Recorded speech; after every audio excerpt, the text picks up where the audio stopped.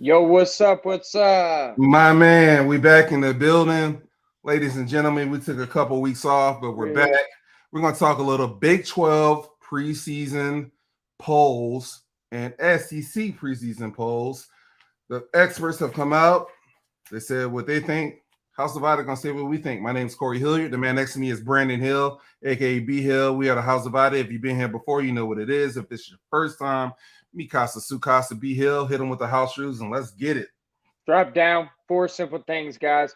Subscribe, like the video, drop down in the comment boxes, and always tap that notification bell so you guys can be up to date on all our newest and latest content. Hey, guys, we're getting into this thing. Let me go ahead. Let me get this set up here, Corey, so we can go ahead and share this screen. Yep. We're talking Big 12. So we're sitting here and we're looking at it. This is the top 11. Really doesn't matter after that. I mean, we can scroll down there and look at it. Whatever. Scroll down real quick and show the fans what they Okay. might be missing. Okay. It might So be a dark horse. you got Houston, Cincinnati, and West Virginia. Do we see any of those teams doing anything? I don't. No, but crazier things have happened. But we just had to show them real quick, so you can go back up. I don't. So the first thing that jumps off the page to me whenever I look at this list right here is Texas being sitting there at number 1. The only reason I say that is, yes, they are a very talented football team, but when was the last time Texas came into the season and they weren't a talented football team? You know what I'm saying? So it's like, yeah. I like how you package that question together, bro. That's a great question. It's true. They usually come in with a top 10 recruiting class. They usually come in with a lot of good athletes. And what's bitten them in the past is coaching. Since 2009, before I kick it back over to you, B, and we go down this list. 2009, Texas played Alabama in the national championship. That was Colt McCoy's last year. He got hurt on the first series. And that was the last time Texas, dog, was really Texas. So from 2010 till now, it's been 13 years, and Texas hadn't been Texas since they played in the national championship in 2009. So I kick it back over to you. So well, they're saying this year is the year. This is the year right here. Texas is favored. They got 886 votes overall, 41 first place votes. The next closest we're sitting there was Kansas State, and then you got Oklahoma and Texas Tech. Corey, is like another team that's like, you go down this list and you're looking here, because I'm not going to knock them for Kansas State, because Kansas State is the defending Big 12 champions, and they're returning like 15 out of their 22 total starters on both sides, if I'm not mistaken. So they have a bunch of guys coming back. So you're looking at all those things combined. Interesting. And then Oklahoma, yes, they were 6-7 last year, but if you watched any of the Big 12 media days, any of that kind of stuff, Brent Venables talked about the roster overhaul that he did at Oklahoma. I think he said something like he signed like 40 new scholarship players. Yeah. And like they had 17 transfer players. 9 of them were for just defense alone. Yeah. So yeah, you talk about where the emphasis is there for Oklahoma. I mean, what? TCU, Baylor. I mean, really, you can cut the line right there after TCU. Do you see any of those teams below number 5 right there, Corey, that even have a shot in hell to win the Big 12? I'm gonna say this, and it's not because of the bias. I'll turn my head around right now. Anybody tuning in for the first time. All right. Now, here's what I'll say about this. Mike Gundy usually does his best work in these kind of years when nobody's expecting anything from Oklahoma State. Number 2, Oklahoma State has the easiest Big 12 schedule. Okay. And so there's a scenario where we get to Bedlam in November 4th, and both Oklahoma and Oklahoma State are undefeated. I'm just saying, from what I've seen, there was a time a few months ago where Oklahoma State was in the top 5 of transfer portal signings. So we revamped The big question mark is the quarterback. But other than that, if you look at what Texas has to go through, and I kind of want to go through this because guess who has the second easiest schedule? The Oklahoma Sooners. Oklahoma Sooners. And I really think the Big 12 stuck it to Texas because Texas is the one who got this ball rolling on the two teams leaving. We talked about this off air. I think Texas is the one who really got this thing moving. Baylor, they get TCU, Kansas State, and Texas Tech. All of those teams are above Oklahoma State. So they have to play Baylor, TCU, Texas Tech, and K-State. That's going to be tough sledding for Texas. I agree. I would agree. In the past years, you said it. Texas usually comes in with the best talent, but what usually happens to Texas? They fall flat on their face, man, and they don't live up to the hype. They never play up to the expectation of what they're supposed to. Corey, do you think that a Sarkisian can last an 8-4, 7-5 season? I think they go 8-4, 7-5. That's an absolute utter disappointment. Anything short of a Big 12 title for Texas this season is a failure. I will say this if year. If you're the Texas Longhorns, you see what I'm saying? This year, yes, because the expectations this year are high. They weren't the number one team coming into last year. Nobody was picking them to win the league. 41 people are picking them to win the league. The next highest votes is 14. They're your perennial favorite. Everybody is picking them. They're going to be a top. They're going to be a preseason top 10 team. They're going to be the Big 12 favorites. I don't think. So I guess what you're asking me, what gets Sark fired or gets him on a hotter seat? 8-4 is that line. You cannot go worse than 8-4 Sark at Texas this year. So you think 8-4 he's back? 8-4 is pushing it. 8-4 is pushing it. I think he's back either way on either one of those because who else are they gonna? They don't want to have a coach turnover and you're going into the SEC. That's not a good mixture for success. And if you want to talk about like the recruits that they would lose, the transfer portal today, Corey, in college football is unlike any other. A player can just literally hop right into the transfer portal and be like, I don't want to be here no more. Yeah. So, if they lost Sark, there would be a mass exodus of players. True. That's definitely something to consider because you don't want to go into the SEC. I mean, come on, man. What am I crazy in thinking that? I don't think I am. No, you're not. But here's what I'll say. You just went 8-4. All right. The year before that, I don't know what their record was, but they lost to the likes of Kansas, Oklahoma State, for all people. I mean, in 2021, Oklahoma State was a top 10 team. But God, last year we beat them. And then the next week we got our doors blown off by Kansas State. It to me, it's all about number one, you have to let the season play out and see who do they lose to if they go 8-4. If you lose to Kansas State, Oklahoma, and Texas Tech, then you keep them. If you lose to Iowa State, BYU, Oklahoma, maybe a TCU or Kansas State, if two of those four losses are to the bottom feeders, the guys I had to make you scroll down to show everybody else that's watching this video, then he has a problem. Then he has a real problem on his hands. So that's fair. It's who did you lose to, and how did you lose to them? Are my two things. And so that question won't get answered until after the season. I like that. No, I like that. That's a very good take on that.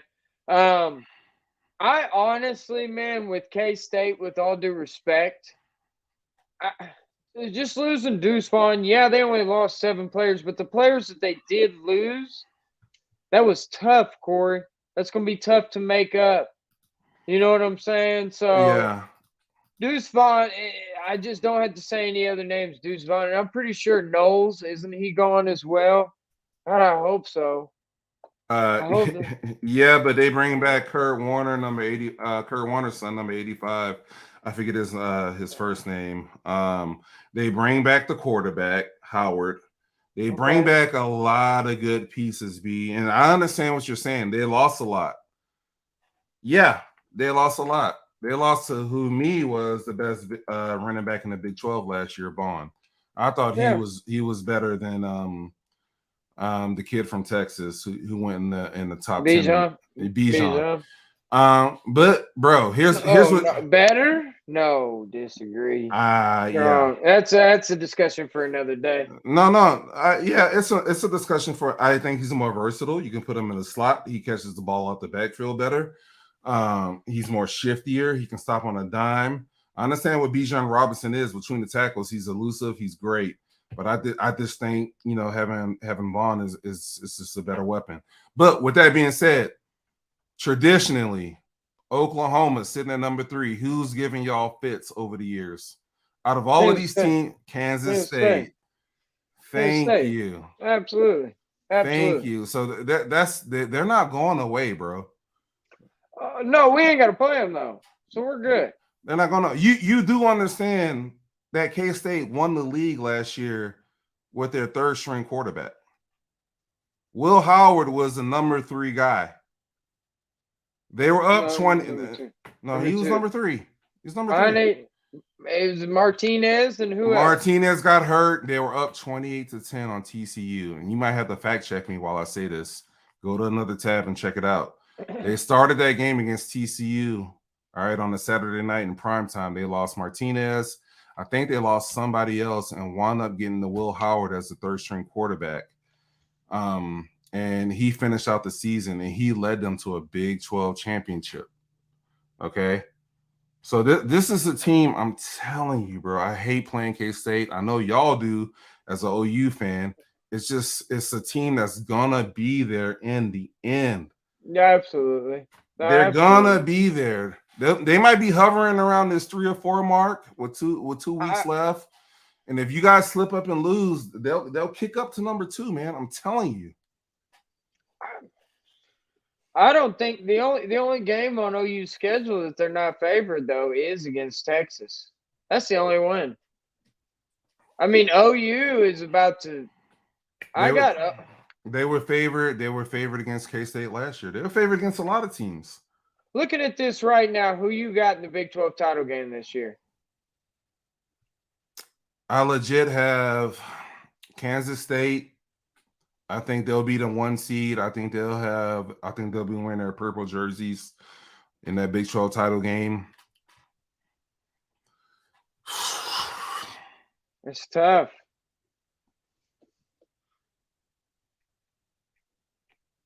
I got Oklahoma. I think you guys will get there. I think with y'all having the second easiest schedule, you guys will finish the regular season ranked number 2 in the Big 12, and I think you guys will play K-State in the Big 12 championship. I like that. I don't trust Texas. If I was going off paper and talent, Texas would be in there. I don't trust Texas. Just don't. I'm sorry. I got Oklahoma versus. This is a tough one. I'm definitely OU in my mind. You've been on record. That's our ceiling, Corey. A Big 12 championship berth to play in that game is our ceiling. You've already been on record as saying that Texas is going to beat you guys. You told me multiple times, and we did a show before this where you said Texas is going to beat you. But that can be their only loss, and Texas can lose a couple of games, and that loss don't matter. So outside of Texas, is it K-State, Texas Tech, TCU? I like K-State, but I like Texas Tech too this year. I think Texas Tech hype is real. I think that they've got some pieces down there. I like their head coach. I like his energy. I mean, I don't know I think TCU is way too high on this list because I think TCU is going to take a significant step back. Baylor, they've got Aranda, so they're always going to be in there. They're going to be competitive. But I mean, I like it. I'm right in between K-State and Texas Tech for a Big 12 title, and you got to throw Texas into that mix.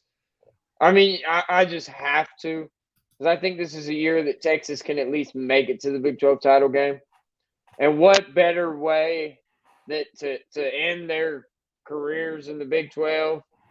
And you know what I mean? If Yeah. OU and Texas just play in the Big 12 title game the last year they're in the league, that would kind of be a good little, you know what, to the little commissioner and everything else that I think we'd be remiss if we didn't mention this, Corey, about all the media day talks. I mean, Big 12 media days was absolutely crazy. Yeah, there's a couple points to break up if you want to go there. I mean, hey, man, talking about just like what the Big 12 commissioner was saying, just talking about Texas, how they, Texas is going for the bigger money. Talking trash on them absolutely wanting to like better their program and go up against, they're like, oh, well, Texas doesn't want to lose to Iowa State and TCU and Texas Tech and all them teams. They want to go lose to LSU and Alabama and Georgia. So they were just saying that it makes them look better. You know what I'm saying? And I'm just like, in my mind, I'm sitting there and I'm listening to the Big 12 commissioner, and I'm like, dude, you know how retarded you sound? Yeah. Like, of course it looks better when you lose to an LSU in Alabama or Georgia, especially if you can be competitive in those games, as opposed to losing to an Iowa State or a damn Texas Tech. Or come on, let's just be real and honest with ourselves here. Yeah. Am I wrong? No, you're not wrong at all. It does look better. And we talked about this off air. He also made a comment about recruiting and how Texas and OU has carried the conference in recruiting. And he said, well, neither one of those teams have been in the Big 12 championship in the past 2 years, which is a good comeback. Let's be honest. I mean, if somebody asks you that question and you come back with that one, it's a nice card to play. But traditionally, before these past 2 years, OU ran off 6 straight or something like that. Yes, it was 6 straight. It wasn't something like that at all. It was 6 straight. And you had the Arbrows, Baylor, the Baylor Bears, Oklahoma State, and Gundy 1-1 in 2011. So there's been other teams that have stepped in there, but traditionally, like let's not kid ourselves here. This has been an OU conference. Oh, absolutely. With other teams sprinkled in here and there. Let's not fool ourselves. You know what I mean? Oh, no fools at all. Was it a petty comment for him to say that? Absolutely, it was. Absolutely. Why? What? He's just butthurt, man, because we've been carrying their soft ass conference for all these years, and now we're dipping on their ass, and they ain't got nothing to show for it. What are they going to bro, they're arguing they're going to go get Arizona and Arizona State out of the Pac-12. Stop it. Just stop it. Yeah, so you didn't like the comeback at all with him saying that the past 2 championship games have not seen Texas or Oklahoma. That's cool. That's cool. that's fine. But it's what's cool and fine about it? He's right. He's not lying. OU owns the Big 12 conference. They last 2 years. Historically, nobody's got as many conference titles as we do. But his comment was about the last 2 years, B. No, that's okay though. Okay, of course he's going to limit it to the last 2 years. That's nice. It works. That's okay. It's okay. Because before the last 2 years, OU had 6 straight, like you had mentioned. So that's all. I'm good. Yeah, well, look. I think it's a little petty, maybe, but he's got to defend his conference. I can dig it. I'm not mad at him. That's why we're leaving, though, man. We're out of here. They can throw all their shots that they want. They can put us last on media days. They can try to affect our schedules, not give us calls. I mean, they can do whatever they want, man. OU is leaving this conference, and they're going to be going to the SEC. So, all right, let's talk about the other 2 comments. I want to start with what? Go ahead. You go ahead. No, you. Are you done with that, or you want to move on? No, I'm good. I'm moving on. All right, so Brent Venables. came out and made a remark that, and I don't have the exact quote, but it was something, if I'm going verbatim, that, this is not, a Deion Sanders in Colorado situation where, if you can pull up the quote, it'd be nice. Where we're telling the kids to hit the transfer portal right off the bat. He would have liked to seen Deion give those kids at Colorado that went 1-11 12 months before he had made that before Deion had did what he did to the kids. I'm gonna say two things here while you pull up the exact quote if you're pulling it up. Number one, going into Colorado is a completely different situation going into Oklahoma. It's cool for Brent Venables to say what he said if you're going into Oklahoma. He took over an 11-2 football team, and I get it. I understand. A lot of those people left. 40 transfers at the Lincoln Riley left, but it's still Oklahoma. It's still you're still at one of the blue bloods. What Deion was dealing with, and he wasn't tripping about it. And he was like, "Bro, I'm coming in. Y'all 1-11 last year.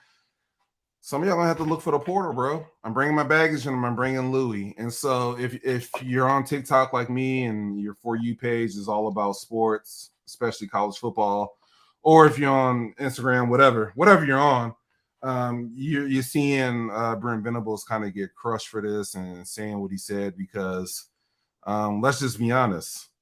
He's been at Clemson and Oklahoma since 1999. And those are not hard places to recruit, or you're not doing rebuilds there. So I'll kick it over to you. I know Venables is your guy. What do you think about the comment he made at Big 12 Media Days?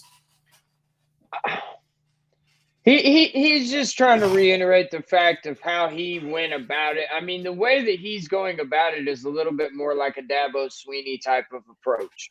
It's just different how Deion's doing it the way Deion's doing it. That's not to say that neither one of them are right nor neither one of them are wrong, in my opinion, as far as like looking at it. Deion just has his way of doing it, but it definitely is two different situations, but it's two different situations that one is just they're 1-11 at the University of Colorado. And he's coming in there, and if he can go 6-6 or 6-7, if he went 6-7 like what Brent Venables did this last year, Colorado fans would be up in the air. They wouldn't know what to do with themselves. You know what I mean? Making a bowl game. I mean, come on. Let's just think about that. And then you got Brent Venables. But Brent Venables is just one of those kind of guys, though, to where he's going to give a guy a little bit more of a chance to be able to prove themselves, to see if you're going to be a part of this program or if you're not. That's why after the season, you've seen all those guys at Oklahoma hit the transfer portal. There was a bunch of guys after this season that weren't even going to play. So it was a bunch of guys that never even seen the field. But it's like he basically just said, like, hey, man, you're holding up spots. You're not going to get on this field. And we've given you a whole 12 months. You see what I'm saying? So you know where your boy messed up. It's the first damn line. If you'd have left that out, I gave guys 12 months of grace, and not even. I was unlike, and then I was unlike. I was unlike Deion. Why bring him into this? No, I feel you. He did that to Deion, and he also did it to who else was it? Was it Gundy? I don't know the Gundy remark. I can't remember. I know there was another shot that he fired. Brent Venables was on a roll at these Big 12 Media Days. Just call it what it is. He was holding no punches. I tend to agree with everybody else. I just thought it was kind of foul. You can make that statement without saying being like Deion. You know what I mean? I agree. You open yourself up to a lot of criticism. I agree. A lot of criticism when you make that remark. Absolutely, you do. You know what I mean? Absolutely. Let's talk about Mike Gundy. That's your guy, man. I'll let you talk about him. I'm pulling up the quote right now. Basically, he was asked about Oklahoma leaving and that this is being the last bedlam. And I'm trying to pull this up real quick so I can share it. Gosh, where is it? And I want to do this justice so we can kind of get the full effect of what he said, and then we can go back to what Brendan Venables came back with. So I'm gonna share my screen right now. I'll take you guys into it. Can you see my screen, B? I can. All right, I'm gonna close that little advertisement out, and then I'm going to I'm gonna zoom in on this. All right, because I think this is priceless. With all the talk from administration and that Oklahoma State has to do this and that to save Bedlam, all Oklahoma had to do was not go to the SEC. Gundy told reporters at Big 12 Media Days on Wednesday. So it is what it is. We can cut right to the chase. I don't think it is going to resume based on schedule. And everyone has to realize that it didn't have to happen if Oklahoma didn't change. Now, we got these stupid. This is dumb. All right, let's go here. Not now. All right, and then I'll continue. We have non-conference games in the Big 12, and I think through 15 years, we are scheduled all the way up in the non-conference. Gundy said Wednesday, we are fully booked for the most part, and we have Power 5 teams. And I'll go back to this. Oklahoma State is not going to change what we do because Oklahoma chose to go to the SEC. They need to change what they do because they are the ones that made their minds up to go to the SEC. Now, everything was cool with me until that last sentence. So just how we were talking about Venables and his first sentence, he could have did without that last sentence. Right. You didn't have to say they need to change what they do because they are the ones that made their minds up and go. You basically said all of that, and it sounds like you're bitter when you say that last sentence. And he didn't bring this up on his own. I watched it. This was a question asked to him. He answered it. Most of it is factual. 100% of it is factual. The game is ending because Oklahoma left to the SEC. But there's an undertone to this, B, before I kick it over to you. The undertone is you sound bitter. Yeah. You sound jealous. Right? Why do I have to change up things the way I do them so we can continue this game? And he has a great point. We are scheduled up for the next 15 years. We'd have to cross out one opponent every year for the next 15 years to make Bedlam happen. But in saying that, it just sounds like you're bitter. It is what it is. Well, he could have answered the question differently. He could have said no comment. He could have said this or that. But he told the truth. But in telling the truth, you kind of give off your true colors. And to me, Bedlam is what Bedlam was. You guys are like 90-something, 19-2. I mean, let's be honest. Okay.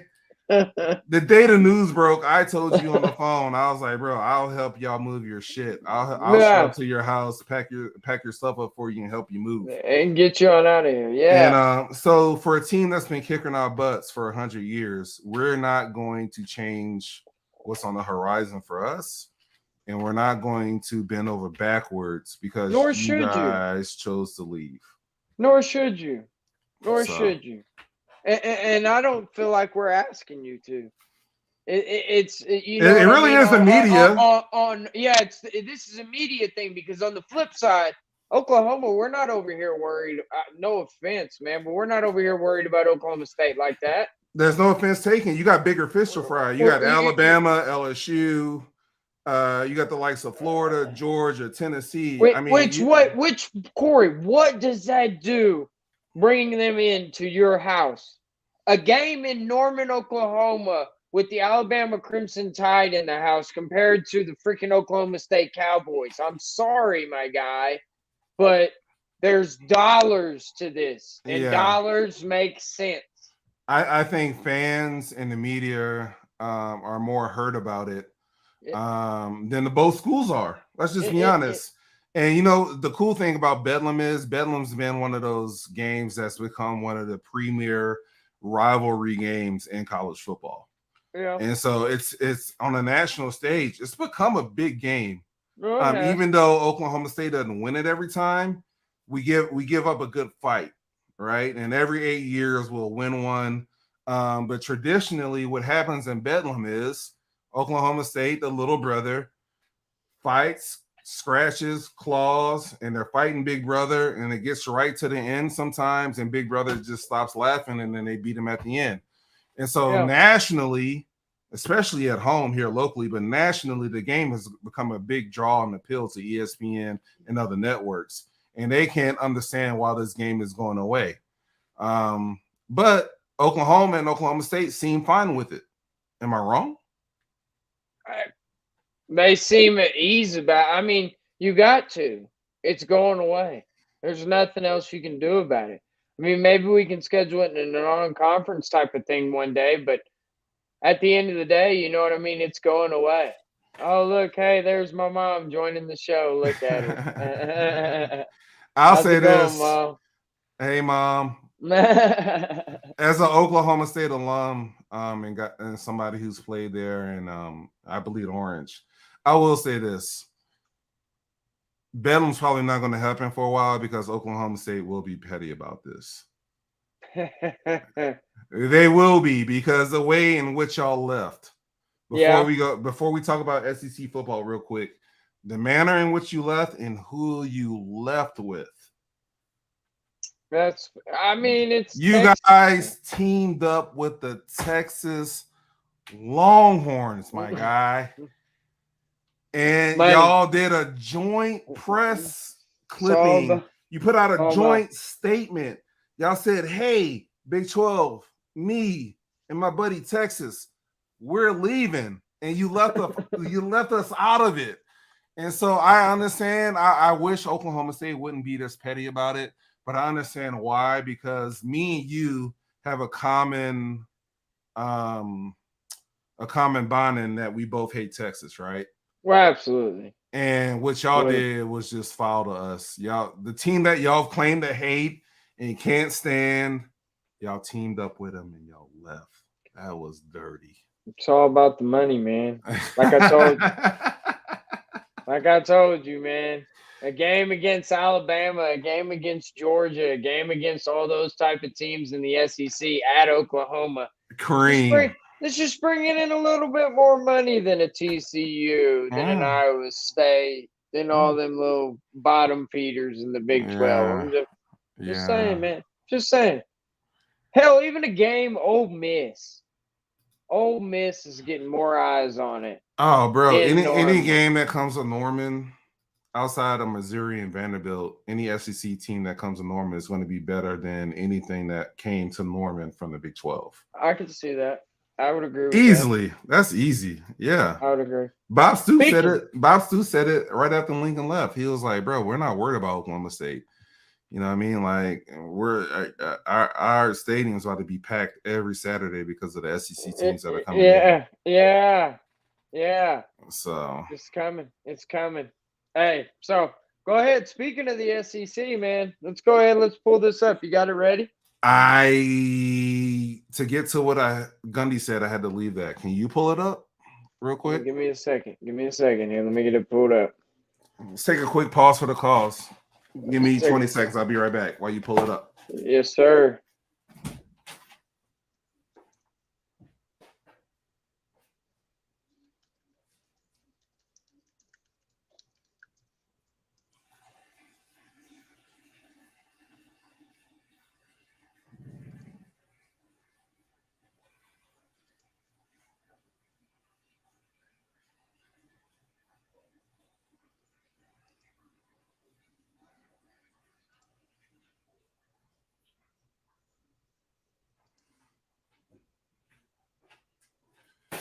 All right, I'm back. Sorry, I hope that didn't lose any viewers. Apologize about that. All right, man. All right, hang on here. Let me see. This will be something I have to scroll down on, but we can make it happen. As you're pulling that up, the SEC to me is going to be interesting. Don't know. Oh, you got it. There it is. So you wanna name off the teams real quick, and then we talk about them. Okay, number 1, you got Georgia. Number 2, you got LSU. 3, you got Tennessee. Number 4 is Alabama. 5 is going to be Auburn. 6, Mississippi State. 7, South Carolina. 8, Ole Miss. Kentucky at 9. Texas A&M all the way at 10. Arkansas Razorbacks all the way down at 11. Vanderbilt, Missouri. Okay. Okay. We're looking at all this. Oh, man. After this top 4, Corey, do you see any teams as far as Auburn, Mississippi State, South Carolina, Ole Miss? I don't. No. I say we stick to the top 4. Yeah. So if that's where you're going with that, I'm good with that. So go ahead. I like this though. Look at this. LSU sitting here at number 2, right there behind Georgia. This is many people's preseason SEC championship game. Right here. Them 2 teams. So I'm looking at that, and then you scroll right back down. You got Tennessee. And then you got Bama. When was the last time you seen a damn SEC prediction and they had Alabama sitting at number 4? Let's just be real with ourselves. Yeah, it's sus. It's sus, as the young kids would say, man. I look, I'm putting Alabama above Tennessee. I'm putting them above LSU. They get LSU at home, and they get Tennessee at home. Their only 2 losses last year, let's just be clear about this, was a last-second field goal to close the game against Tennessee, which they lost by 3 in Knoxville. And then LSU in the second overtime decided to go for 2 instead of tie it up and got the 2-point conversion. Yeah, but LSU won by 1. That was with Bryce Young at quarterback. They don't have that this year. Man, I'm so with you. As of right now. I want to believe in LSU. I'm from New Orleans, Louisiana. I grew up as an LSU fan. I'm telling you, bro. Jaden Daniels, man. Do you know what's about to happen? Yeah, do you know who Nick Saban is? Yes, absolutely. I do. What is he going to be coaching for all summer and all preseason? With his eyes on who? He's going to have his eyes on freaking Georgia. Georgia, LSU, and Tennessee. Georgia, LSU, and Tennessee. Yeah, and he gets LSU and Tennessee, the only 2 teams to beat him last year, in a combined 4 points, both games on the road.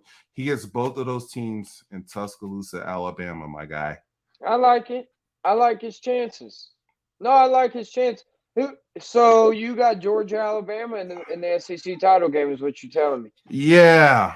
Because Georgia's not losing a game. I'm just going to tell you right Tennessee would be my dark horse. It could be an Alabama, Tennessee. No way. Georgia's breaking in a new quarterback. I don't give it. Bro, they've lost like 30 players. They've lost like 30 draft picks in the last 2 years. It don't matter, man. They just keep retooling and reloading, and that's a machine over there. Kirby Smart has built a 2-time national champion back-to-back, and they still got Bowers at tight end. I understand that, but okay. So when we talked about the Big 12, what did you tell me? K-State lost a lot of people, right? Georgia lost a lot of guys. I understand what you're saying, but they're breaking in a new quarterback. And let's just be honest about Georgia, my guy. Can we be honest? You want to be honest real quick? You're about to be honest. What you talking about? The national semifinal against Ohio State, when they were down 14 points midway through the 4th quarter, right? Okay. They're very gettable. They're not this team that's unbeatable, my guy. CJ Stroud and Ohio State, who had just lost to Michigan, was giving them everything they can handle and more. And the only reason Ohio State didn't win that game is because they missed a 40-yarder, which would have won the game at the end. Let's be honest. Hold on 1 second, though, because I don't like how you did that whenever you were like Ohio State, the team that lost to Michigan. What's that supposed to mean? That was kind of. It was a flawed team. It was a flawed team. Ohio State was or Michigan was? Both. Michigan, if they would have had Corum, would have freaking ran up the ball on TCU. That's fine. That's fine. And we can talk about that. That's fine. That's a conversation for another day. I'm talking about an Ohio State team that went up and played Georgia in the national semifinal, and everybody was loving on Georgia and gave Ohio State no chance. They were up 14, dog, in the fourth quarter, and it was not looking good for Georgia at all. Yeah. And then, honestly, it took a Marvin Harrison concussion to turn the game around. Let's just be honest. That was a hit, too. It was a hit, but can we be honest about that? They still had a chance to win the damn game. They should have kicked the field goal and made it, man. Yeah, that's fine. But they didn't. And they missed it. And they missed an opportunity to win the national championship too, because I think we both can sit here and say hell yeah, that Ohio State or Georgia was beating TCU. Yeah. No doubt about it. Ohio State was up 14 on Georgia. Okay. Georgia beat TCU 65-7. Ohio State was gonna dust the they were gonna do the same thing that TCU Georgia did, bro. So we got Georgia, Alabama. I got Alabama.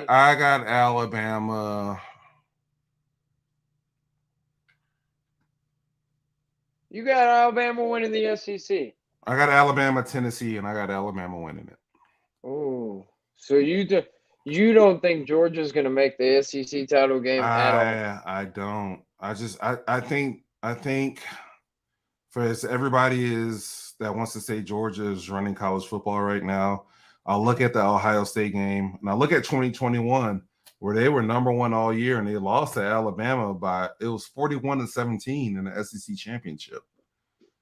And if I'm not mistaken, in the 2021 national championship, Alabama was winning the game in the fourth quarter too. And Georgia turned it on late and beat Alabama and won their first of back-to-back national championships. So I'm just saying Georgia to me is not unbeatable. I think Tennessee gets them at home. I think Tennessee beats them. It's the last game of the year. I think the SEC schedule, whoever did the SEC schedule, set it up perfect because Georgia has to go to Tennessee last game of the year in the SEC and play at Tennessee. And according to this poll, who's number 3? Scroll to number 3. Scroll to number 3, bro. Tennessee. No, I like it. I like your pick. Can we talk about Tennessee's quarterback real quick and a freak show that guy is? You know who I'm talking about? Milton. Yes. Milton. If he's anything, Joe Milton. Joe Milton. If he's anything that he's cracked up to be, dog, come on. That's a big see. You got to see though. We'll see. Is he though? Who's going to be Georgia's quarterback? You know his name? Don't worry, I'll wait. Don't worry, I'll wait. If you wouldn't put me on the spot right there. Yeah, you just named Tennessee's quarterback, but you can't name Georgia's. Is what I'm saying. Carson Beck. Okay, come on, bro. Come on, bro. Come on, bro. You see that there? Come on, bro. I asked you who Tennessee's quarterback was. You named them for me. I said, who's Georgia's quarterback? You had to scroll back up and go find it. Yeah, it's because you didn't get to see him last season. Can I ask you this? What's the most important position on a football team? A quarterback. I rest my case, Your Honor. Well, no. I rest my case. Okay, I'll give you that. But let's be honest. Was Stetson Bennett the Heisman Trophy winner last year for you? No. Was he one of the most dominant players in college football? Yeah. Okay. I would argue he had a great team around him that kind of made up for a lot of his miscues, but that's fine. He absolutely balled out though in that national championship game. But I think anybody would have balled out against TCU that day. You think? Yeah. Yeah. So who you got? You got what's your SEC championship? I got Alabama versus Georgia. And I got Georgia winning the SEC this year. Ooh. I think that they're going to hold their stake and keep their claim as the best team in the SEC. All right. I don't think that's going to change, and a lot of it just is to do with their schedule. Their schedule just lines up really nice for them. It's so soft. Outside of the Tennessee game, nobody, my guy. Yeah. They're playing a bunch of freaking the Vanderbilts and it's gonna be easy. So all right, so that's my picks. So you got anything else you want to cover tonight? No, man, that's it, man. I think that we broke it down pretty good. Man, it was a pretty good show right there. So, as always, guys, y'all already know what time it is here at the House Divided. If you're with us right now and you guys are not subscribed, what in the hell are y'all doing? Go ahead, tap the subscribe button. It's real easy. Tap that notification bell, too, while you guys are at it. Always give us a thumbs up if you guys like the content. Always drop down there and talk to us, guys. We want to hear from y'all. Good, bad, right, wrong, and different. We don't care one way or another. Hop down there, though, in those comments. We want to hear from you guys. What's y'all's picks? Who's your Big 12 championship game? Who's going to win it? And who's your SEC championship game? And who's going to win it? So, as always, guys, it's my boy Corey over here. It's my boy B Hill right here. Y'all be easy. Good night to y'all. Peace. Peace.